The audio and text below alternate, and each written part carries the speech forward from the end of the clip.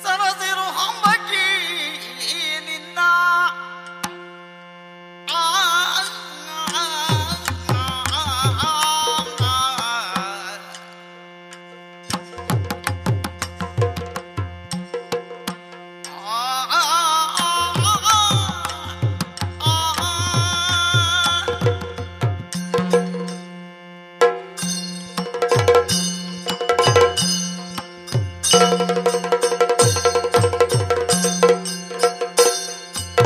ಸರಸಿರು ಹಂಬಕಿ ನಿನ್ನ ಪಾದ ಸರಸಿಗಳ ಸ್ಮರಿಸುವೆ ಪೊರೆಯನ್ನ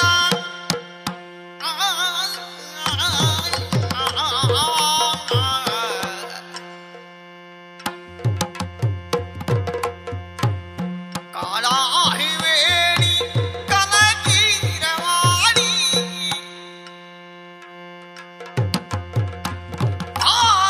ಬಾಲಾಕ್ಷಣರಾಣಿ ಪರಮ ಕಲ್ಯಾಣಿ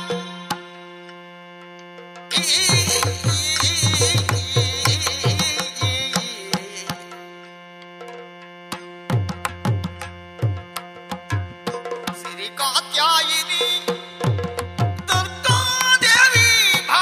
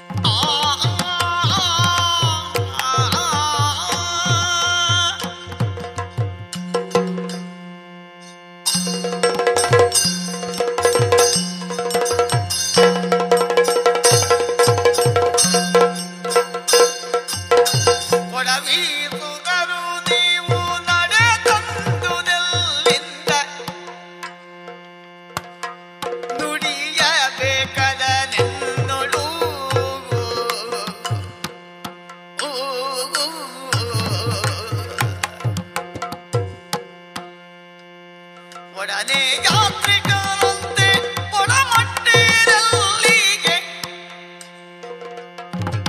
ಬಿಡದೆ ಸೂಚಿಸುವುದೈತೆ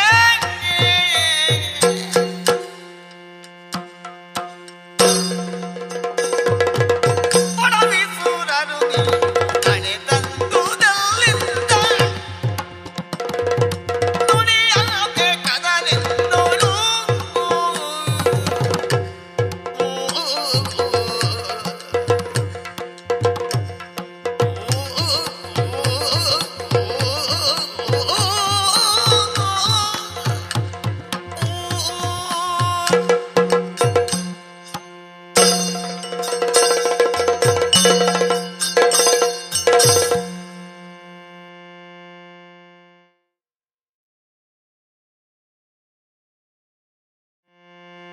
ಗಮನವೆತ್ತ ಬೇಳು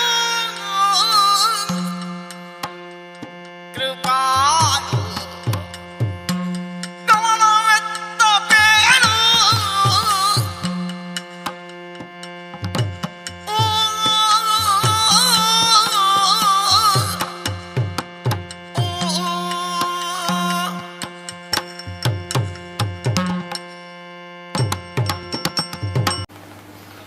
ನಮಸ್ಕಾರ. ಶ್ರೀಯುತ ಬಲಿವ ಪ್ರಸಾದ ಭಾಗವತರ ಜೊತೆ ಯಕ್ಷಗಾನದ ಖ್ಯಾತ ಯುವ ಭಾಗವತ ಕಟೀಲು 2ನೇ ಮೇಳದಲ್ಲಿ ಪ್ರಧಾನ ಭಾಗವತರಾಗಿ ಈಗ ಸೇವೆ ಸಲ್ಲಿಸ್ತಾ ಇದ್ದಾರೆ. ಇವರ ಜೊತೆಗೆ ಒಂದು ಸ್ವಲ್ಪ ಹೊತ್ತಿನ ಆತ್ಮೀಯ ಸಂವಾದ ಕಾರ್ಯಕ್ರಮ. ಭಾಗವತರೇ ನಮಸ್ಕಾರ. ತಾವು ಯಕ್ಷಗಾನ ಕ್ಷೇತ್ರಕ್ಕೆ ಪಾದಾರ್ಪಣೆ ಮಾಡಿದ ಹಿನ್ನೆಲೆಯನ್ನು ಸ್ವಲ್ಪ ವಿವರಿಸಿ. ಯಕ್ಷಗಾನ ನಾನು ಸಣ್ಣದಿರುವಾಗಲೇ ಯಕ್ಷಗಾನವನ್ನು ತುಂಬ ಆಸಕ್ತಿ ಇತ್ತು ಅದರಲ್ಲಿ. ಆದರೆ ಶಾಲೆ ಹೋಗುವಾಗ ಅದನ್ನು ಅಷ್ಟು ತೋರ್ಪಡಿಸಲಿಲ್ಲ. ಮತ್ತೆ 10ನೇ ಕ್ಲಾಸಿನ ನಂತರ ಸ್ವಲ್ಪ ಬೇಕು ಅಂತ ಆಯಿತು ಮನಸ್ಸಿಗೆ ಯಕ್ಷಗಾನ. ಹಾಗೆ ಹವ್ಯಾಸಿಯಾಗಿ ಹೋಗ್ತಿದ್ದೆ ನಾನು. ಒಂದು 2 ವರ್ಷ ಏನೋ ಹೋಗಿದ್ದೇನೆ.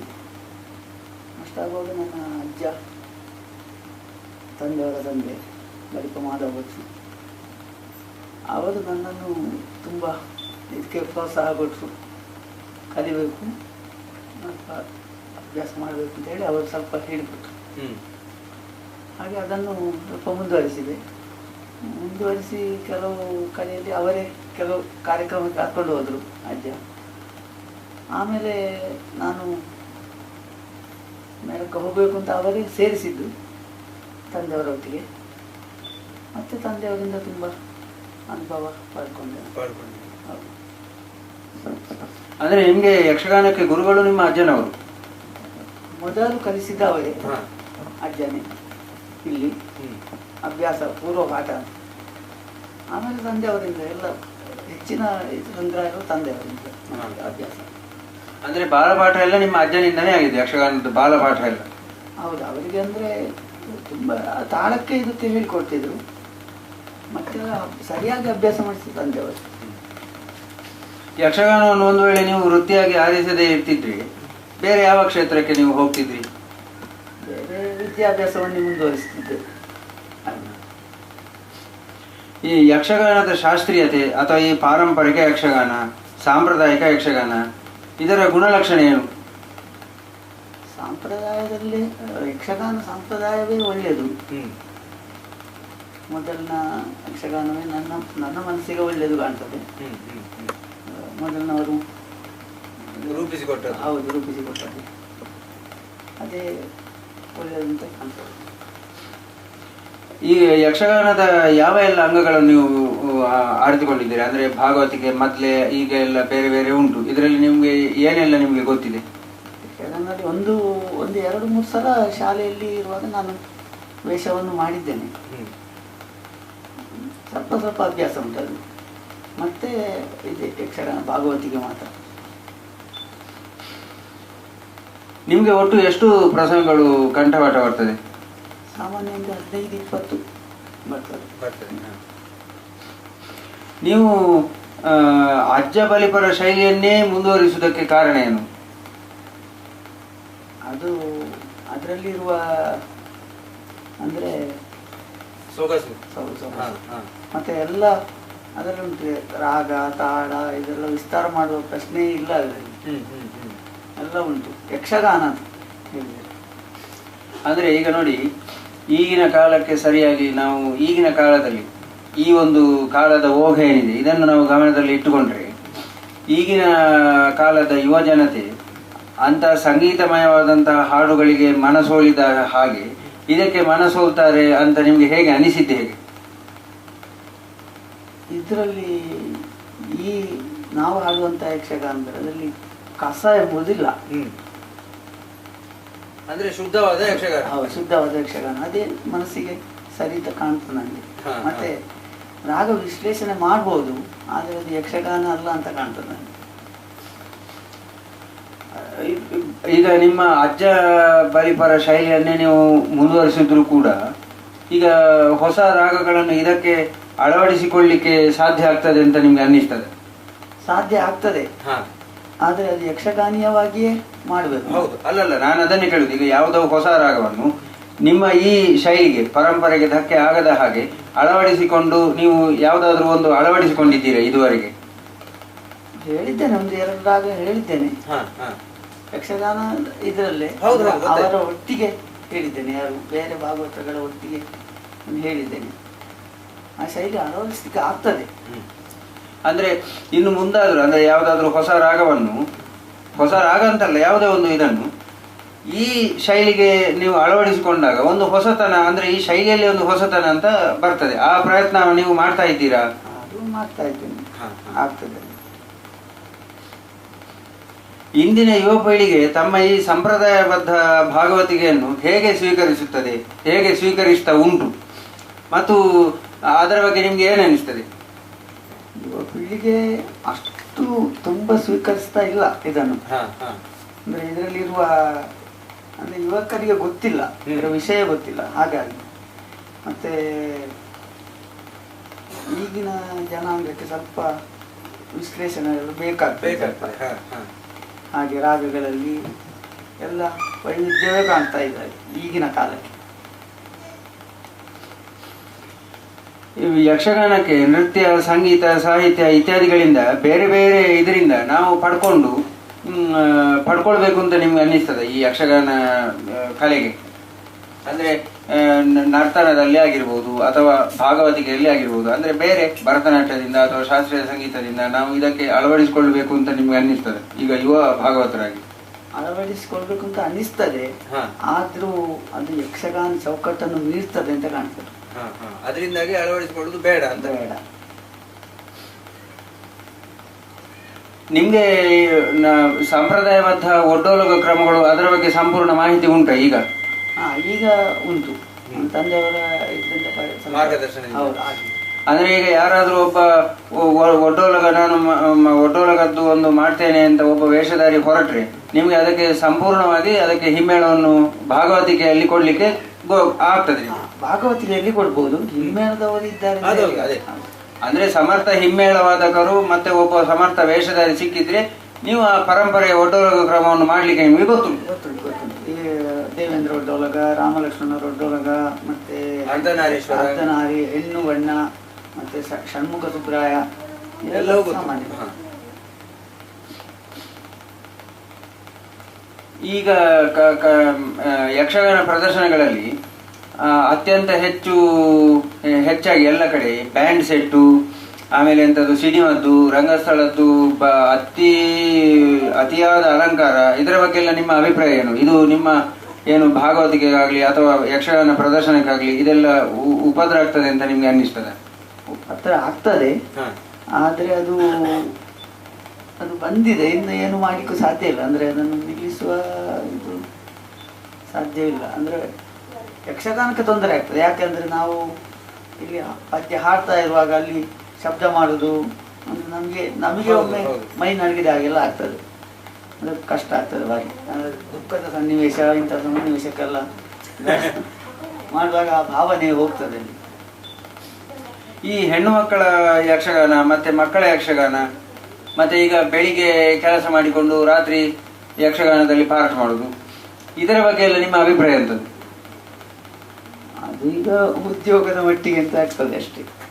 ಅಂದ್ರೆ ಯಕ್ಷಗಾನ ಬೆಳಿಲಿಕ್ಕೆ ಸಹಕಾರ ಆಗುದಿಲ್ಲ ಆಗುದಿಲ್ಲ. ನಾವು ಬೆಳಿಗ್ಗೆವರೆಗೆ ಕಲಾವಿದ ಇರಲೇಬೇಕು, ಎಲ್ಲಿ ಚೌಕಿಯಲ್ಲಿ ಇರಲೇಬೇಕು.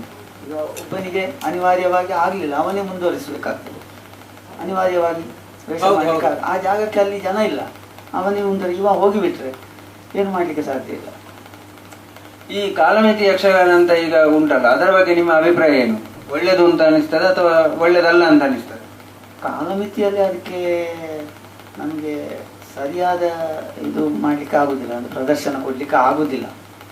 ನಿಮ್ಮ ಅಭಿಪ್ರಾಯ? ಒಂದು ಕಥೆಯಲ್ಲಿ ಆಗುದಿಲ್ಲ. ಆದ್ರೆ ಈಗಿನ ಕಾಲಕ್ಕೆ ಮಾತ್ರ ಅದು ಬೇಕು ಅಂತ ಅನ್ನಿಸ್ತದೆ. ಯಾಕಂದ್ರೆ ಸಭಿಕರೇ ಇರುವುದಿಲ್ಲ, ಆಟವನ್ನು ನೋಡುವ ಸಭಿಕರೇ ಇರುವುದಿಲ್ಲ, 10 ಜನ ಇರುವುದಿಲ್ಲ ಬೆಳಿಗ್ಗೆ ಆಗುವಾಗ, ಬೇಸರ ಆಗ್ತದೆ.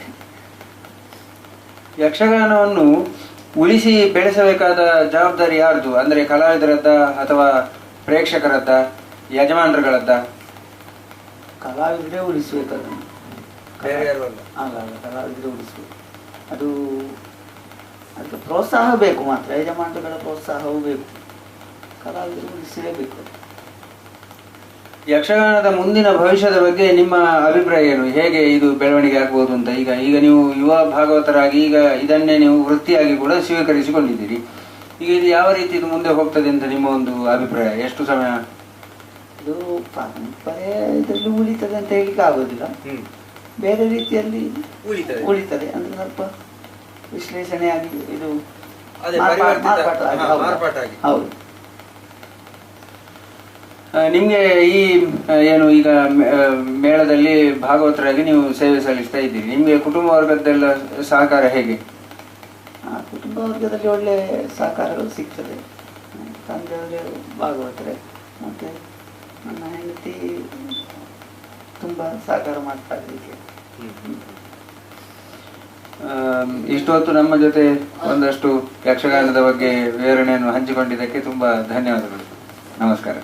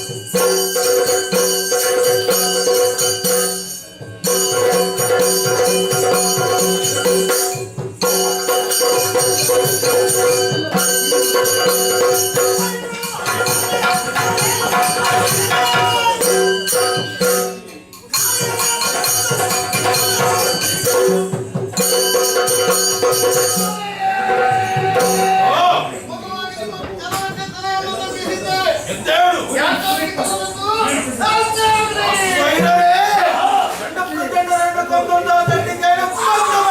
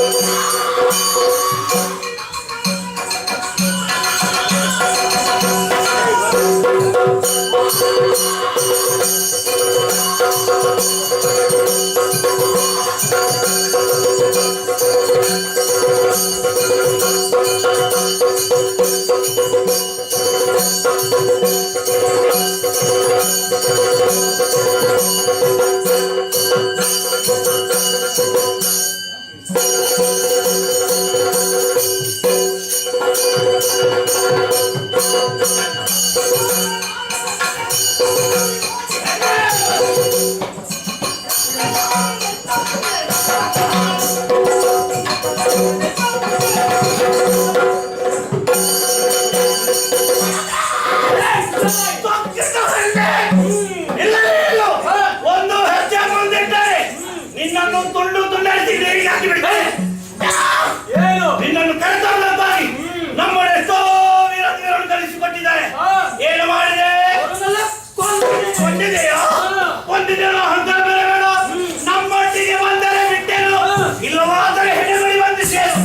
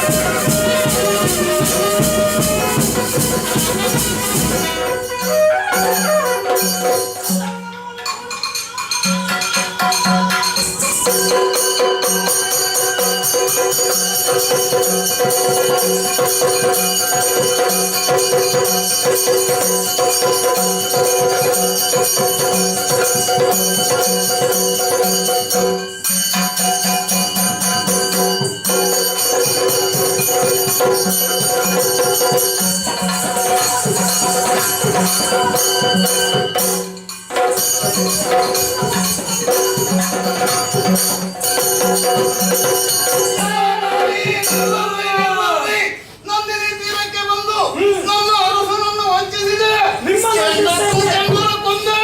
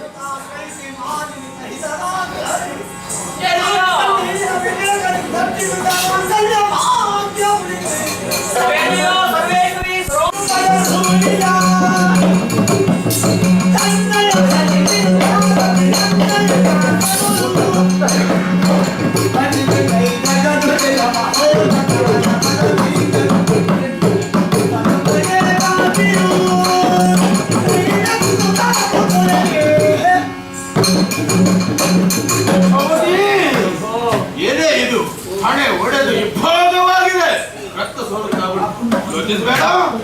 ರಾಜ ವೈದ್ಯರು ಸ್ವಾಮಿ, ಯಾವ ಉಪಚಾರವೂ ನನಗೆ ಬೇಕಾಗಿಲ್ಲ ಸ್ವಾಮಿ. ನನಗೆ ಹಾಗೇನು ಆಗಲಿಲ್ಲ. ಏನಾಗ್ಲಿಲ್ಲ? ನಾನು ಸಾಹಿತ್ಯನೆಂಬುದಾಗಿ ಎಳ್ಳಷ್ಟು ಚಿಂತೆ ನನಗಿಲ್ಲ. ನೀವಾದರೂ ಸಾಮಾನ್ಯ ಕೇಳಿ. ಈ ಮೊದಲು ನಿಮ್ಮನ್ನೇ ಹೊಂದಿಕೊಂಡು ಹೊರಬಲವಿತ್ತು, ಜನಬಲವಿತ್ತು, ಸೇನಾಬಲವಿತ್ತು. ಕಟ್ಟ ಕಡೆಗೆ ಸಕಲವನ್ನು ಕಳೆದುಕೊಂಡು ಹೆಚ್ಚೇನು ಸ್ವಾಮಿ ಕೈ ಹಿಡಿದಂತಹ ಸತಿಯನ್ನು ಕಳೆದುಕೊಂಡು ಎನ್ನ ಅರುಣ ಎಂದು ಏಕಾಂಗಿಯಾಗಿ ಹೋಗಿಬಿಟ್ಟ. ನನ್ನನ್ನು ಬಿಟ್ಟು ಹೋಗಬೇಡ. ನನ್ನ ಜೊತೆಯಲ್ಲಿದ್ರೆ ನನಗೆ ಯಾವ ಹೆದರಿಕೆಯೂ ಇಲ್ಲವೇ ಪ್ರಭು. ಕಟ್ಟ ಕಡೆಗೆ ನನ್ನಂತಹ ಕೇಳಿಕೆಯನ್ನು ಮಂಡಿಸುವಿರಾ? ಹೇಳು. ನಿಮ್ಮದಂತಹ ಛಲವನ್ನು ಬಿಟ್ಟು ಒಂದು ಬಾರಿ ಆ ಚಂಡಿಕೆಗೆ ಶರಣು ಬನ್ನಿ ಪ್ರಭು. ಅದಾಗುವುದಿಲ್ಲ. ನಿಮ್ಮ ಹಠ ನಿಮಗೆ ಸ್ವಾಮಿ. ನಿಮ್ಮ ತಿರುವಾದಂತಹ ಪಾದ ಇಲ್ಲಿದೆ ಸ್ವಾಮಿ. ಇಲ್ಲಿದೆ. ಆ ಪಾದ ದೂರನ್ನೇ ನಮ್ಮ ಹಣೆಗೊಂಡು ಒಟ್ಟಿಕೊಡ್ತೀನಿ. ನಿಮ್ಮ ತಿರುವಾದಂತಹ ಮುಖವನ್ನು ಕಾಣುವಂತ ಆಸೆ ಆಗುತ್ತಾ ಇದೆ. ಒಂದೇ ಒಂದು ಬಾರಿ ಸ್ವಾಮಿ. ಹಾ ಹಾ ಹಾ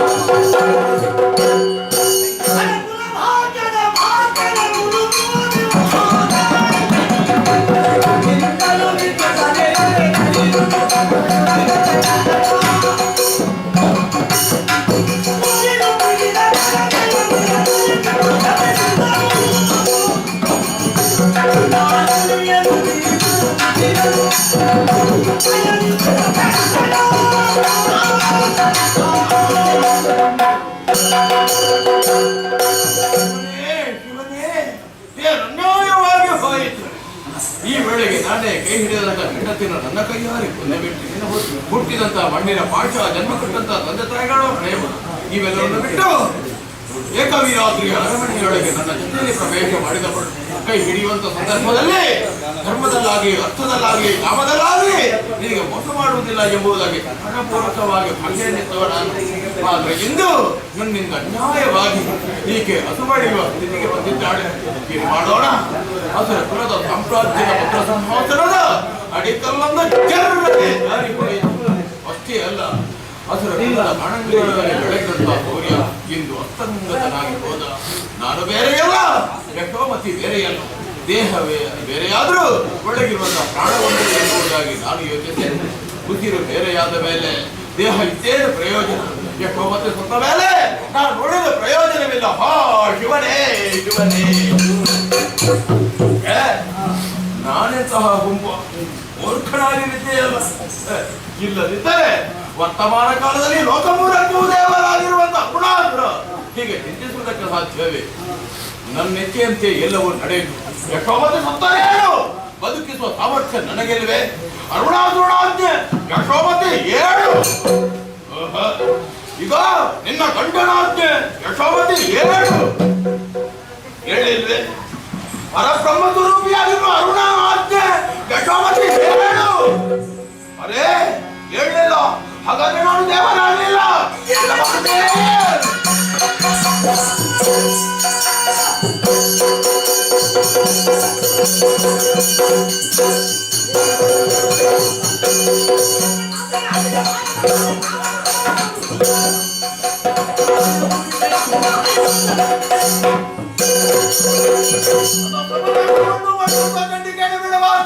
ಕಾಯ್ದು ಸಾರಿಯಾಗಿ ನಾನೇ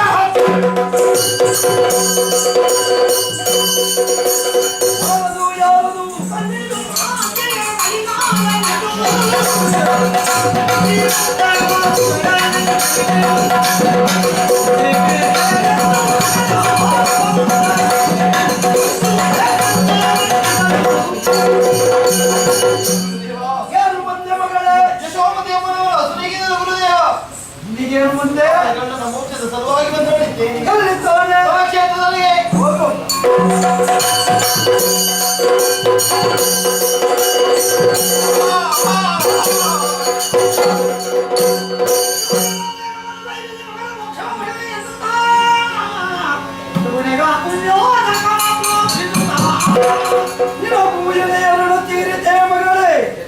ಹೌದು, ನೀವು ಇಲ್ಲಿರಬೇಕಾದವರಲ್ಲ. ಹಿಂದಕ್ಕಾದರೂ ಸೌಗಂಧಿಕವೇ ಕೆಳೆಯಾಗಿ ಮಹೋಕ್ರಮಣೀಯ ಶೋಪ ನಿಮಿತ್ತ ಕರ್ಮ ಪ್ರಪಂಚದಲ್ಲಿ ಯಶೋಮತಿ ಮಾಲಿನಿಯರಾಗಿ ಹುಟ್ಟಿದೆ. ಯೋಗದಿಂದ ನಿಮಗೆ ಹುಟ್ಟಿ ನಂದಿನಿಯ ಪುಣ್ಯ ಬದುಕವನ್ನು ಸಂಪ್ರೋಕ್ಷಣ ಕೈದಿದ್ದೇನೆ. ಮೋಕ್ಷಗಾರಿಗಳು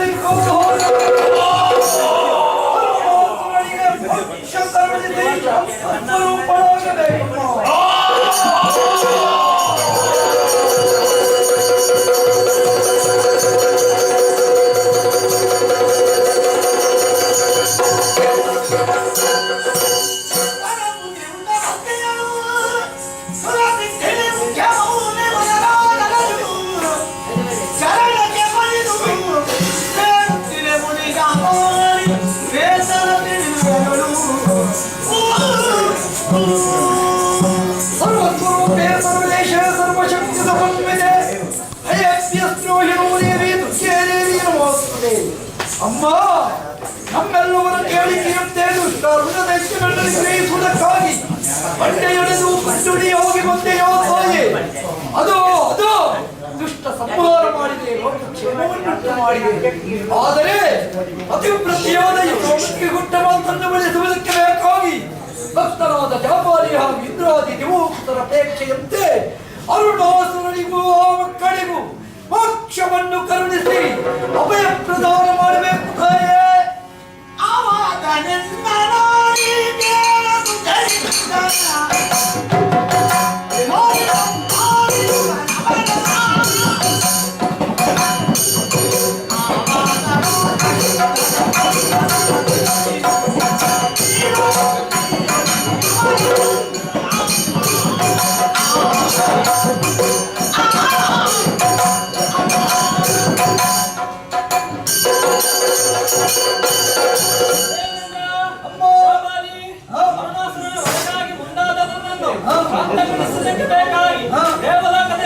ಅಭಿಷೇಕ ಮಾಡಿ ಮಂದಾರ ಮಾಲೆಯನ್ನು ತೊಡಿಸಿದ್ದೀರಾ. ಇದು ಶಾಂತಳಾಗಿದ್ದೇನೆ. ನಿಮ್ಮೆಲ್ಲರ ಬೇಡಿಕೆಯಂತೆ ಅರುಣಾಸುರನಿಗೆ ಮೋಕ್ಷವನ್ನಿತ್ತಿದ್ದೇನೆ.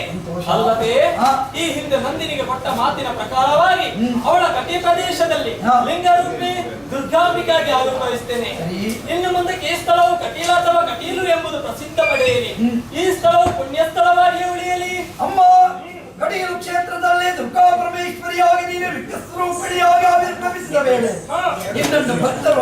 ಮೆಚ್ಚಿಸುವ ವಿಧಿವಿಧಾನವಾದರೂ ಎಂತಮ್ಮ? ಜಾಬಾಲಿ ಹಾ.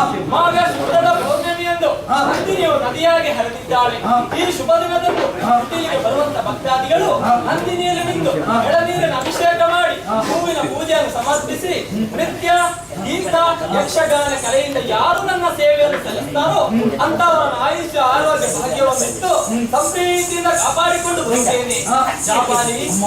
ಅರುಣಾಸುರನ ಬಾಧೆಯಿಂದ ನೊಂದ ಮನಸ್ಕನಾಗಿ ನಿನ್ನ ಶಿಷ್ಯರನ್ನು ಅವಿತುಕೊಂಡು ಗುಹೆಯು ಇನ್ನು ಮುಂದಕ್ಕೆ ಆಮಲಕ ತೀರ್ಥ ಅಥವಾ ನೆಲ್ಲಿ ತೀರ್ಥ ಎಂಬುದು ಪ್ರಸಿದ್ಧ ಪಡೆಯಲಿ. ಹಾ. ಅಲ್ಲದೆ ಈ ಹಿಂದೆ ಯಶೋಮತಿಗೆ ಕೊಟ್ಟಂತ ಮಾತು ಅಂದ್ರೆ ಪರಮ ಸ್ವಾತ್ಮಿಯಾದಂತ ಯಶೋಮತಿಯ ಜೀವಾತ್ಮವು ನನ್ನಲ್ಲಿ ಐಕ್ಯವಾಗಿದೆ. ಅವಳ ಗುರುವಿಗಾಗಿ ಈ ಕ್ಷೇತ್ರಕ್ಕೆ ಬರುವಂತ ಪ್ರತಿಯೊಬ್ಬ ಮಹಿಳೆಯು ಅರಸಿನ, ಕುಂಕುಮ, ಕರಿಮಣಿ, ಕಪ್ಪು ಬಳೆ ಮೊದಲಾದ ಸುವಸ್ತುಗಳಲ್ಲಿ ಸದಾ ನಾನೇ ನೆಲೆಯಾಗಿದ್ದುಕೊಂಡು ಅವರ ಮಾಂಗಲ್ಯದ ಭಾಗ್ಯವನ್ನು ಕಾಪಾಡಿಕೊಂಡು ಬರುತ್ತೇನೆ. ನಿಮಗೆಲ್ಲ ಶುಭವಾಗಲಿ. ಭದ್ರಂ ಶುಭಂ ಮಂಗಳಂ. ಜಯ ಜಯ.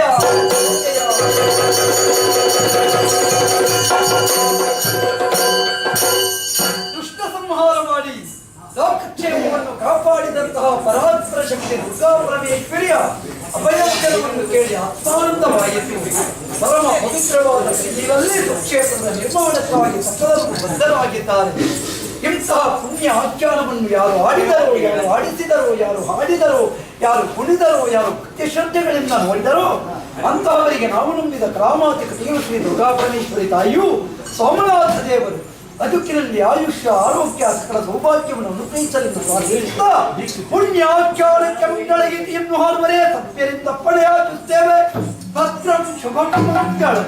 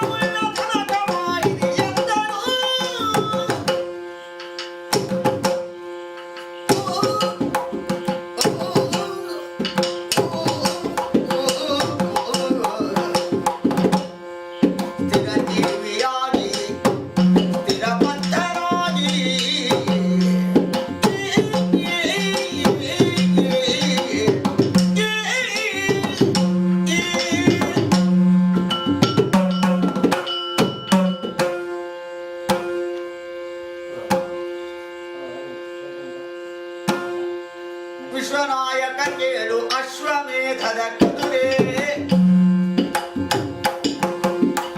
ಸ್ವತಂತ್ರದಿ ಹೋಗಿ ಸಕಲ ಲೋಕಗಳು ಮನದನೆಲ್ಲದ ಗೆಲಿದು ಅಲ್ಲಿ ಕಪ್ಪವ ಸೆಳೆದು ಮರುದಿನರು ವಾಲ್ಮೀಕಿ ಮುನಿಪನೋಷವದಿ ಕನ್ನಡ ನೀವರ ಕಟ್ಟು ಹಿಡಿದರೆ ಕುದುರೆಯನು ಎಲ್ಲರಿಗೂ ಹಾಕು ಮಾಡಿ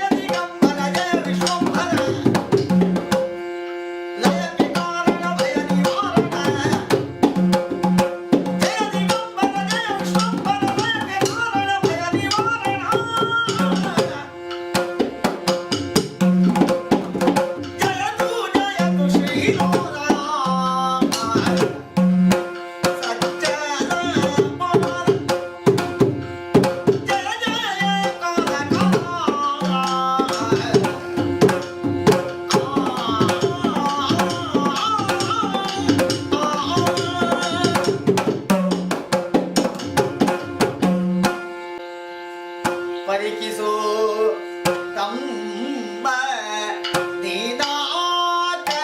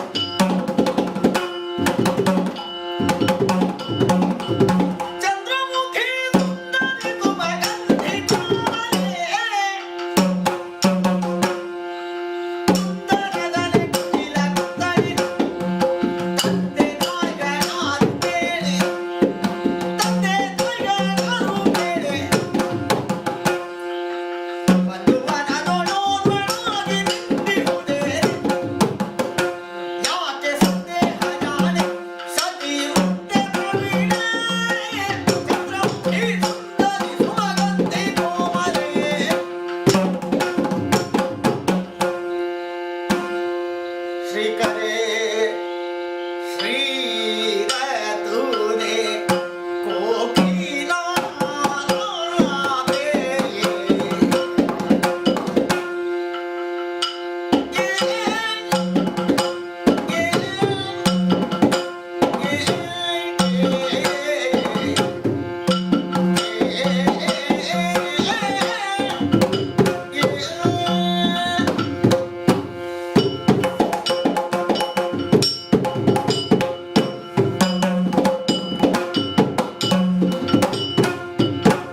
ಶ್ರೀಕರೇ ಶ್ರೀರತುನೆ ಕೋಕಿಲಾದೆ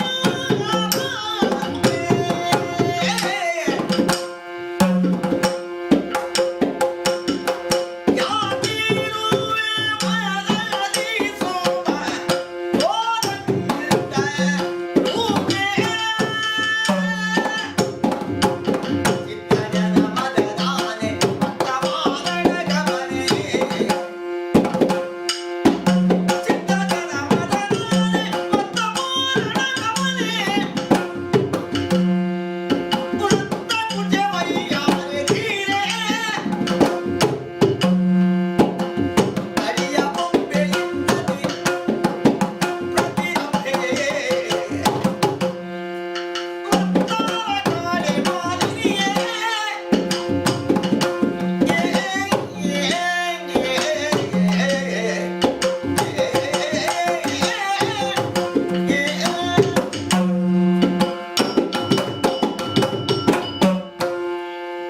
ಕಾಳಿಕಾಂಬಿಕೆ ಜಯ ಜಗನ್ಮಯೆ ಮೂಲ ರೂಪಿಣಿ ವಿಶ್ವವಂದಿತೆ ಕಾಳಿಕಾಂಬಿಕೆ ಜಯ ಜಗನ್ಮಯೆ ಮೂಲ ರೂಪಿಣಿ ವಿಶ್ವವಂದಿತೆ ಪಾಲಿಸನ್ನುತ ಅಡಿಗೆ ನಗರ ನಿಟ್ಟರ ಹೃದಯದಿ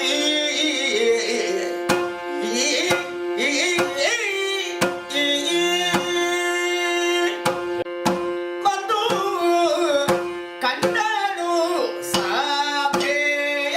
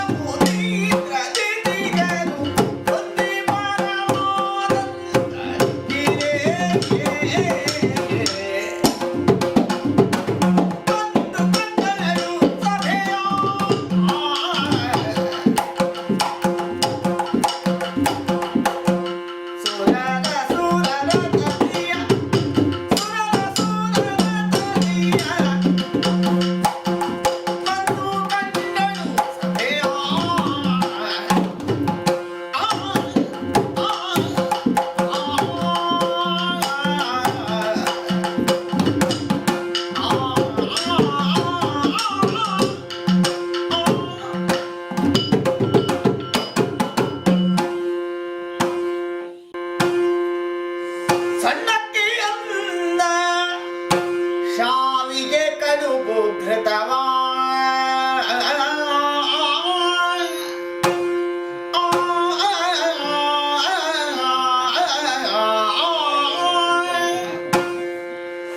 ಸಣ್ಣಕ್ಕಿಯನ್ನ ಶಾವಿಗೆ ಕಡುಬು ಘೃತವಾ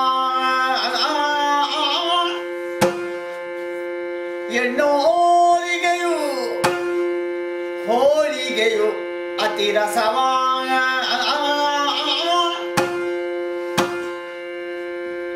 ಎಣ್ಣೋರಿಗೆಯು ಹೋಳಿಗೆಯು ಅತಿ ರಸವಾ ಸುಖಿನುಂಡೆ ಸಕ್ಕರೆಯು ಪೆರಡಿ ಪಾಯಸವಾ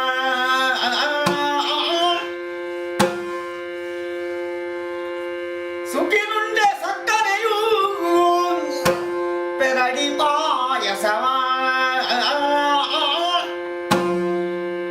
ಸಕಲ ಭಕ್ಷಾನ್ನ ಮಧುಮಾಂಸ ಸಮುದಯವಾ ಸಕಲ ಭಕ್ಷಾನ್ನ ಮಧುಮಾಂಸ ಸಮುದಯವಾ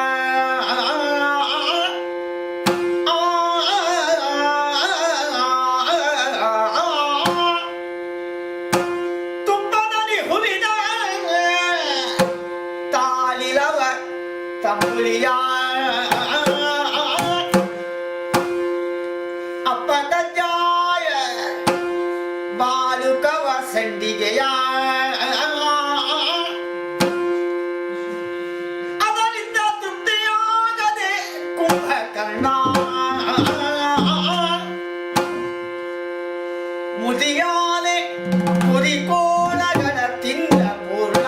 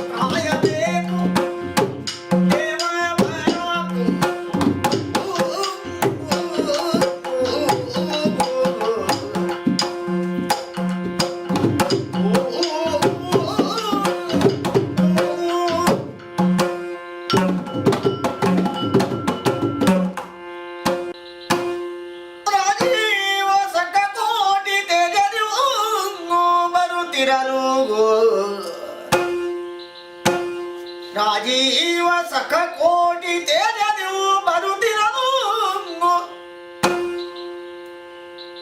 ತ್ರೈ ಜಗದೊಡೆಯ ಕಂಡು ಸೋಜಿಗವ ತಳೆದ ಬಲಿರಾಜ ಪ್ರಕಾಶ ದಿವರಾಜ ನಿಧಿರಲಿಂಗಿ ನಿಸ್ತೇಜವಾಗುವ ತೆರದಲ್ಲಿ ಪ್ರಾಜ್ಞರಿರೆ ಋತ್ವಿಜರು ಪೂಜ್ಯ ಪಾದನ ದೈತ್ಯರಾಜ ಕ್ಷಣದಿ ಪದ ರಾಜೀವ ಕೆರಗುತ್ತ ಬಿಡವುಜ ವಂದಿತನು ವಿರಾಜಿಸುವ ಪೀಠದಲ್ಲಿ ಪೂಜಿಸಿದ ಭಕ್ತಿಯಿಂದ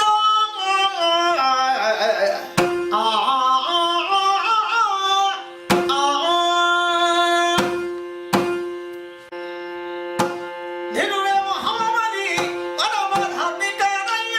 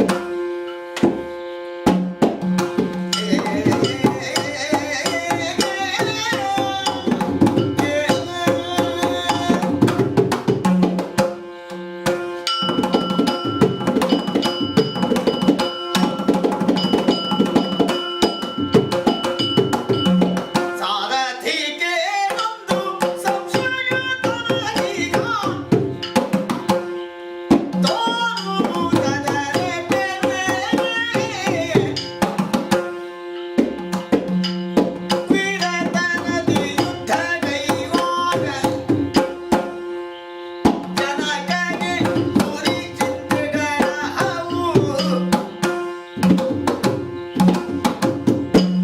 ವಿರತ ನದಿ ಯುದ್ಧ ಕೈಯೋಗ ನನಗೆ ಪುರಿ ಚಿಂತೆಗಳ ಹವು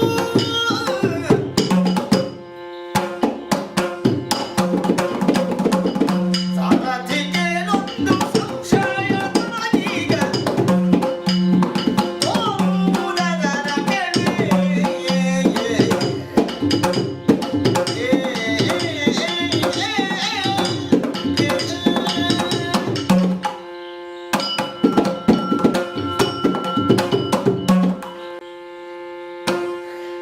ದೇವನಿನೇ ಗತಿಯನುತ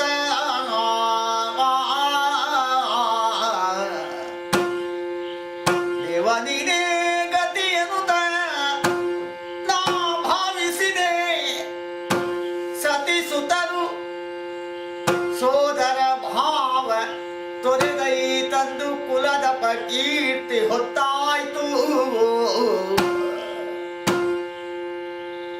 ಅವದೇವನೋ ಕಾವದೇವನೋ ಅಮೃತವಾಡಿದ ಭಾವ ಮೂರಪವಾದ ಕಾವದೇವನೊಳನೃತ ಮಾಡಿದ ಭಾವ ಮೂರಪವಾದ ಲೋಕದಿ ಸಾವುದೊಳ್ಳಿತು ಕೃಪೆಯ ಮಾಡೆಂದೆರಗೆ ಪದ ತಳದಿ ದೇವನಿನೇ ಗತಿಯನುತ ಪೊಡವಿಯೋಳೆರಗಿರುವ ಶರಣನ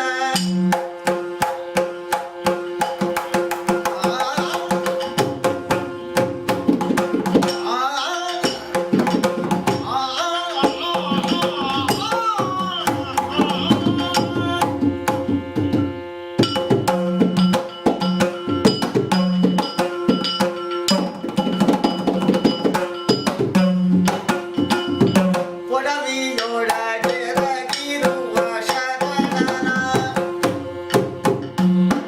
ಪಿಡಿಯುತ್ತಲಿ ಕಡುವು ಹರಿ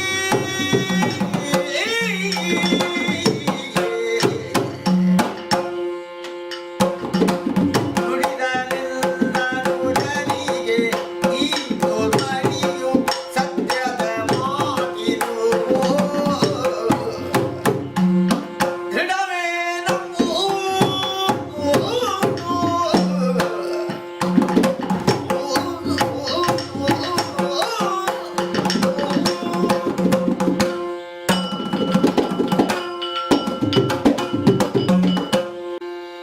ಕಂಡನಾಗ ಚೆಲುವೆಯ ಕಂಡನಾಗ